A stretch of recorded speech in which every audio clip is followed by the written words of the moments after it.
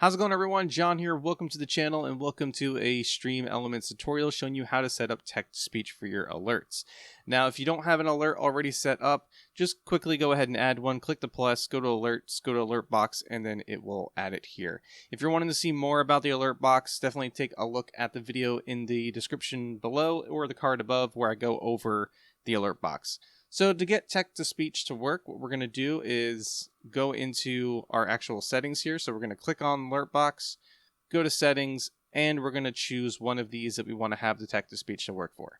So click on the gear, we're going to go down to TTS Settings, and we're going to enable it. So once you have that enabled, you can also mess with the volume, and you can choose all these different types of voices and accents and everything like that from all different parts of the world.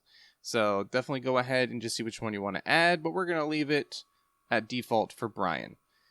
So you can also add in the text-to-speech activation delay if you want to include a delay. I have it set for 0, but this is going to be delayed in seconds if you wanted to add a delay.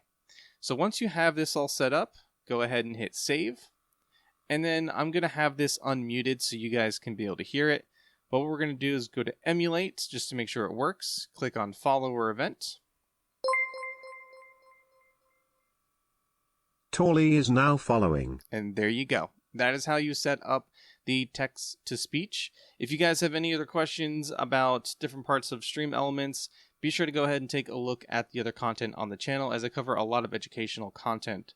And if you have any questions specifically for this video, let me know in the comments. You can always reach out to me on Discord, on my social media, or whenever I'm streaming. But thank you guys so much for watching. Don't forget to subscribe, and I'll see you all in the next one.